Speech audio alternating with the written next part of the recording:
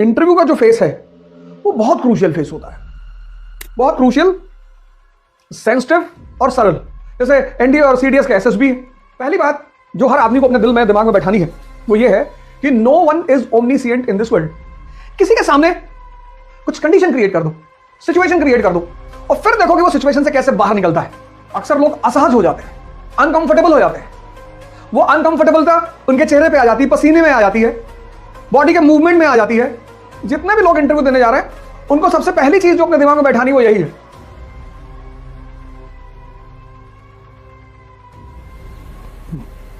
जय Hind friends.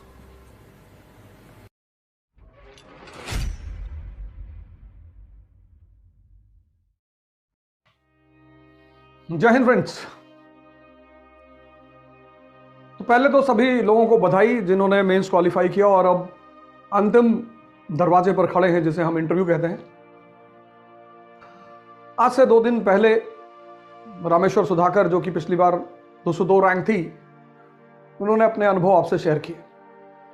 Interview का जो दौर होता है, मतलब इंटरव्यू का जो फेस है वो बहुत क्रूशियल फेस होता है, बहुत बहुत क्रूशियल, सेंसिटिव और सरल। 3 शब्द का इस्तेमाल मैं कर रहा हूं, बहुत क्रूशियल, सेंसिटिव और सरल। पहली बात जो हर आदमी को अपने दिल में दिमाग में बैठानी है वो ये है कि no one is omniscient in this world. ये पहली बात, no one is omniscient in this world. कोई भी व्यक्ति सर्वज्ञानी नहीं है।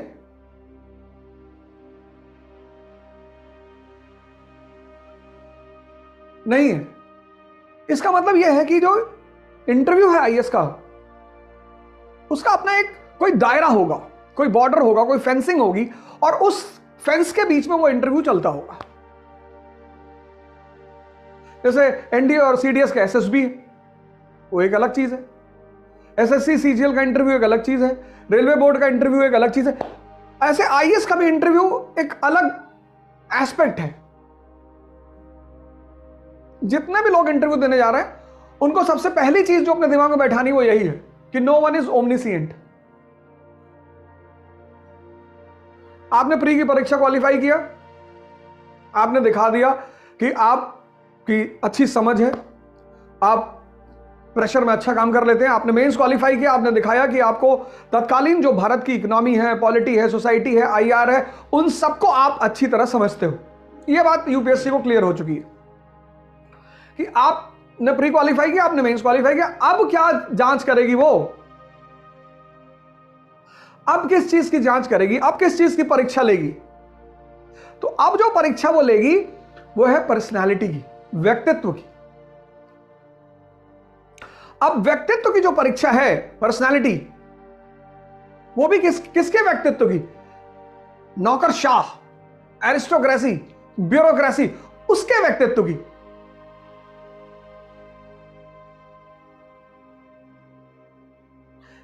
आईएएस का इंटरव्यू किसकी परीक्षा? व्यक्तित्व, पर्सनालिटी। किसका पर्सनालिटी? ब्यूरोक्रेट्स की। तो पहला पहलू क्या होगा? पहला पहलू यह होगा कि जो ब्यूरोक्रेट होगा वो जिस दौर से भी गुजरा होगा उसको अपने उस दौर के सामान्य जानकारियां निश्चित तौर पर होंगी। व्यक्तित्व का पहला पहलू, जैसे फॉर एग्जांपल आपका फॉर्म है डैफ, जिसको मैं बार बार डाटा एनालिसिस ही कहता हूं। वो बार बार कहते हैं आप डिटेल्ड एप्लीकेशन क्यों नहीं बोलते? मैं तो डाटा एनालिसिस ही बोलता हूं, डाटा एनालिसिस फॉर्म। जितना डाटा आपने दे रखा है, आपके स्कूल का नाम है स्वामी दयानंद सरस्वती इंटर कॉलेज। कौन है दयानंद सरस्वती जी? 12 साल 14 साल आप एक स्कूल में पढ़े, वो आपके स्कूल का नाम था और आपको स्वामी दयानंद सरस्वती जी के बारे में कुछ पता ही नहीं। क्या भूमिका है उनकी भारत के आधुनिक इतिहास में?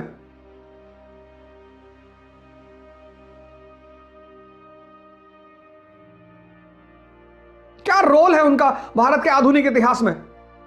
बस इतना, बस इतना। कौन है, उनकी भूमिका क्या है, उनका दर्शन क्या है, उनका उद्देश्य क्या है, बस इतना, इससे ज्यादा नहीं।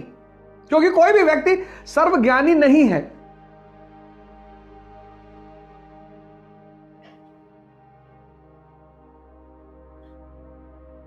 यह तो व्यक्तित्व का पहला पहलू हुआ, the first aspect of a personality, कि वो अवेकेंड आदमी है। अवेकेंड, जहां से भी गुजरा है वहां के बारे में जानता है, आधारभूत, बेसिक्स।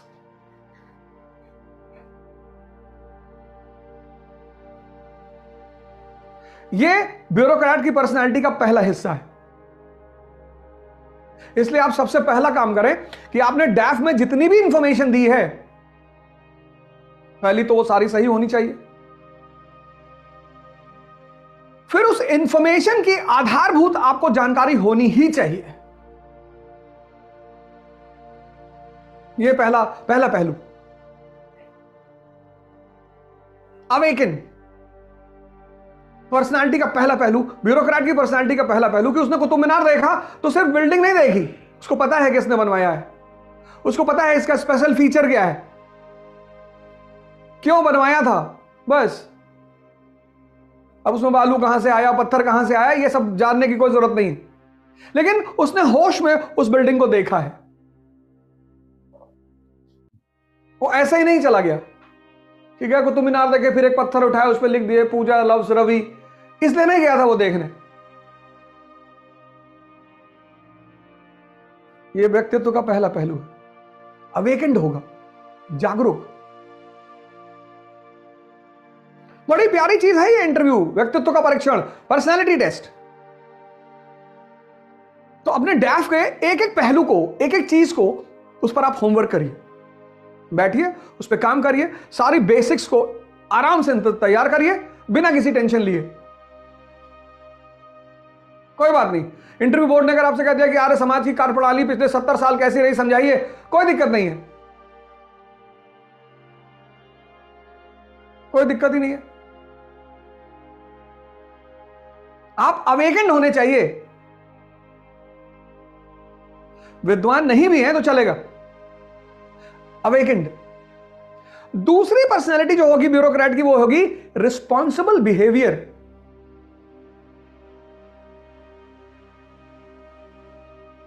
जिम्मेदार व्यवहार, रिस्पॉन्सिबल बिहेवियर। मतलब यूक्रेन रशिया वॉर, पता है उसको क्या, क्यों, कैसे,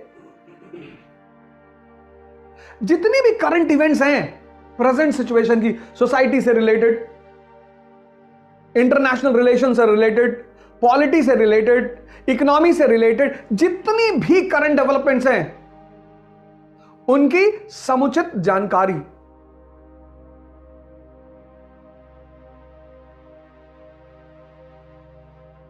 वो ये नहीं कह सकता कि साहब हमको तो नहीं पता साहब जेलेंस्की कौन है,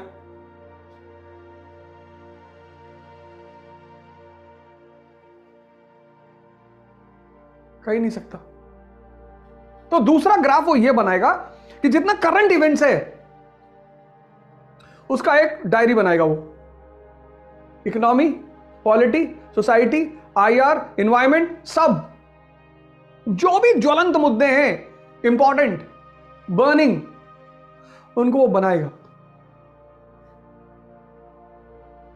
और सिर्फ बनाएगा नहीं, सबसे अच्छा तरीका यह है कि किसी ऐसे व्यक्ति के साथ बैठना, जैसे आपका एनवायरमेंट का टीचर है, एक दिन एनवायरमेंट की क्लास हो गई, एक दिन आपकी पॉलिटी के करंट डेवलपमेंट्स की बात हो गई, एक दिन आपके इकोनॉमी के करंट इवेंट्स की बात हो गई।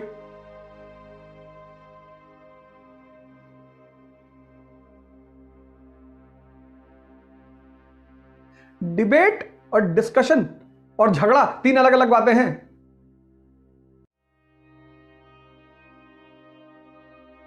वो आपसे डिस्कस करेंगे, वो आपसे झगड़ा नहीं करेंगे।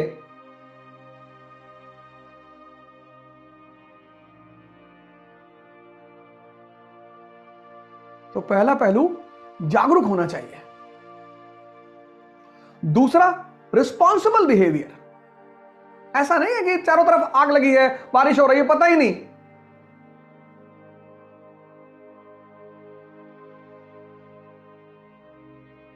आज का जो दौर चल रहा है टर्मोइल का, देश विदेश चारों तरफ उथल पुथल मची हुई है, वो फैक्टर्स जिन्होंने चारों तरफ एक सेंसिटिविटी फैला रखी है, वो तैयार होने चाहिए। ये दूसरी चीज वो आपके व्यक्तित्व में टेस्ट करेंगे।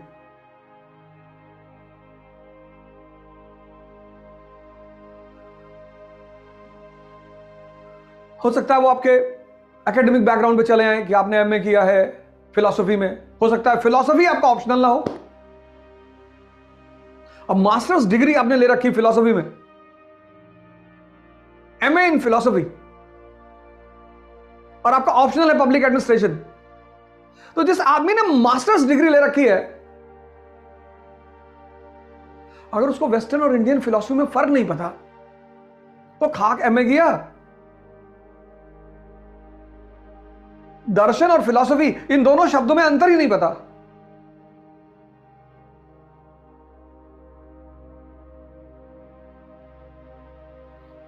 शंकर की माया और डेविड ह्यूम का सेप्टिसिज्म,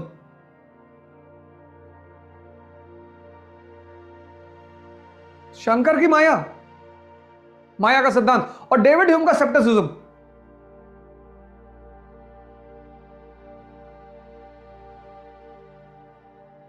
विटगेन्स्टाइन, डेकार्ट्स, कॉग्निशो अर्गो सम, लाइबनीज, स्पिनोजा,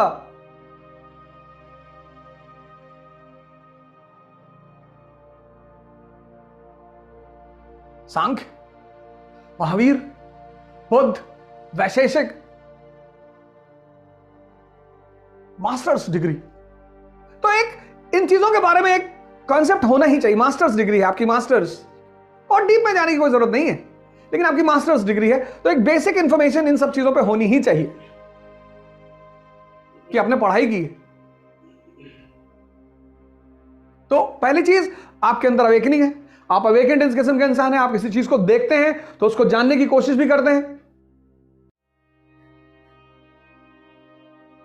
नहीं तो आप एसएसपी हैं, एयरपोर्ट पे खड़े हैं, सामने बैग रखा, आप देख ही रहे हैं, पता लगा आधे घंटे बाद लग गया। आप जानने की कोशिश भी कर रहे हैं कि ये किसका बैग है।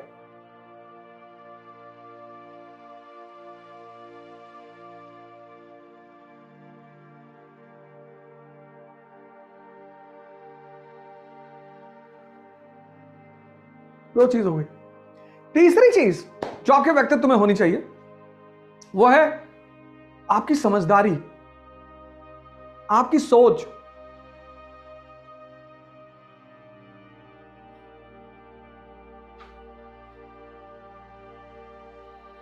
और वो चीज निकल कर आएगी ओपिनियन बेस्ड सवालों पे। बड़े प्यारे सवाल होते हैं, इन पे तो इनकार किया ही नहीं जा सकता।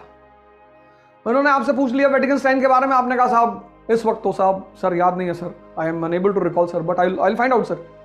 और ओपिनियन बेस्ड जो क्वेश्चन होते हैं, ओपिनियन,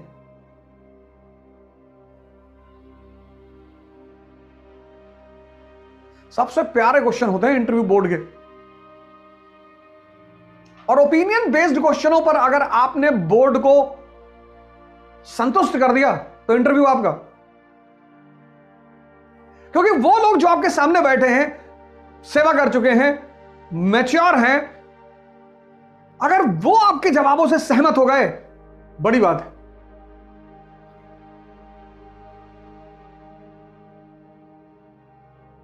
और व्यक्तित्व का सबसे बड़ा हिस्सा, अब जैसे उस वही बात चल रही है समझदारी और सोच की, ओपिनियन बेस्ड क्वेश्चन की, बड़े सारे मुद्दे हैं। यूनिफॉर्म सिविल कोड आ रहा है, आपको क्या मतलब है, लगना चाहिए?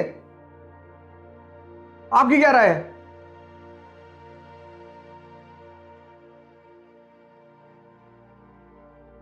आप समाज में बाहर जाएंगे तो इस क्वेश्चन के आंसर हिंदू के लिए अलग हो सकता है, मुसलमान के लिए अलग हो सकता है। आप ब्यूरोक्रेट हैं, आपको देश चलाना है। आपको ना तो हिंदू को खुश रखना है, ना मुसलमान को खुश रखना है, ना दोनों को दुखी रखना है, आपको देश चलाना है।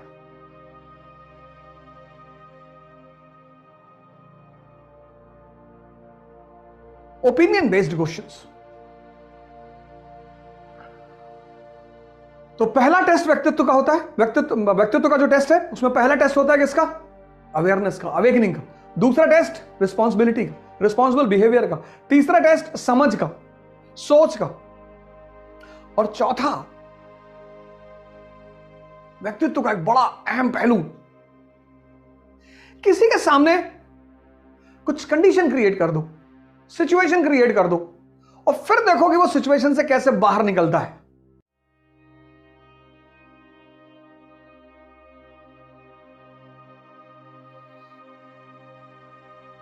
अक्सर लोग असहज हो जाते हैं, अनकंफर्टेबल हो जाते हैं।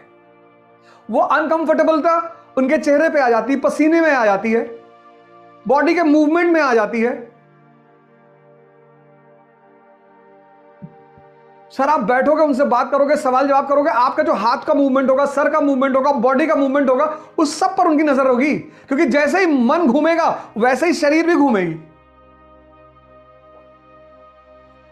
यह व्यक्तित्व का एक बहुत अहम पहलू होता है। परिस्थिति में व्यक्ति का बिहेवियर,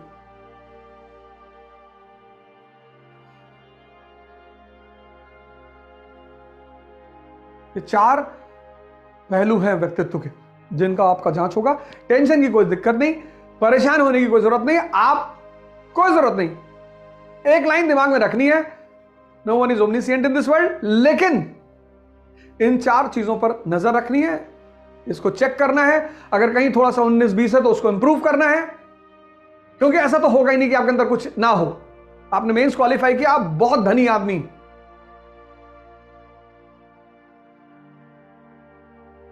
आईएएस का मेंस क्वालिफाई करना ही बहुत बड़ी उपलब्धि है दुनिया में, भारत में नहीं, दुनिया में। और पहली बार इकरा इंटरव्यू गाइडेंस का प्रोग्राम करने जा रही है। अब इस गाइडेंस प्रोग्राम में हमारी आपसे मुलाकात होगी, पर्सनालिटी को लेकर, व्यक्तित्व के इन चार पहलुओं को चेक को लेकर। मॉक इंटरव्यूज होंगे by retired IAS officers, senior faculties. फिर interaction, 1-to-1 interaction with serving officers, जो अभी पिछले 1-2 साल में सेलेक्ट हुए हैं और जॉब कर रहे हैं, सर्व कर रहे हैं, उनसे आपका इंटरैक्शन। तो पर्सनालिटी को लेकर आपकी मुलाकात हमसे होगी। मॉक इंटरव्यूज में आपको सीनियर ऑफिसर्स मिलेंगे, रिटायर्ड ऑफिसर्स मिलेंगे, सीनियर फैकल्टीज मिलेंगी, और इंटरैक्शन में आपको मिलेंगे सर्विंग ऑफिसर्स। पुणे में इसकी पहली डेट है 28 दिसंबर 2022। ये 28 दिसंबर पुणे में इकरा के ऑफिस पे 28 दिसंबर 2022 को इसका सेशन होगा। मैं आपको पुणे में मिलूंगा 28 दिसंबर को। दिल्ली में 22 and 29 January, JP Siddharth hotel Delhi. पहला सेशन होगा 22, 29 जनवरी 2023। फिर दूसरा सेशन होगा 12 एंड 19 फरवरी 2023, जेपी सिद्धार्थ, वो पूसा रोड पे होटल है जेपी सिद्धार्थ। तो 28 दिसंबर पुणे में सेशन होगा पहला। फिर 22 जनवरी, 29 जनवरी दिल्ली में सेशन होगा, जेपी सिद्धार्थ पूसा रोड। 12 और 19 फरवरी जेपी सिद्धार्थ दिल्ली में सेशन होगा।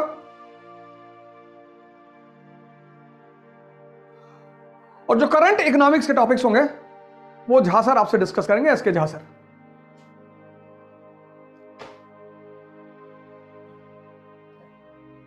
तो आशा करता हूं हमारी सबकी मुलाकात होगी पुणे में भी और दिल्ली में,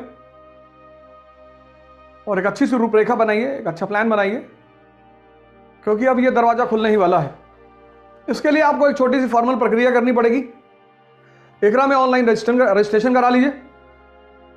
जो भी लोग पुणे में मिलना चाहते हैं, दिल्ली में मिलना चाहते हैं, वो सारे लोग ऑनलाइन रजिस्टर करा लें, और ये पूरा प्रोग्राम फ्री है, इसकी कोई फीस नहीं है, ये पूरा प्रोग्राम फ्री है। लेकिन आपको प्रोग्राम में आने से पहले ऑनलाइन रजिस्टर कराना पड़ेगा, रजिस्ट्रेशन कराना पड़ेगा इकरा की ऑफिशियल वेबसाइट पे। एक बार फिर से आपको congratulations, best of luck, thank you, जय हिंद।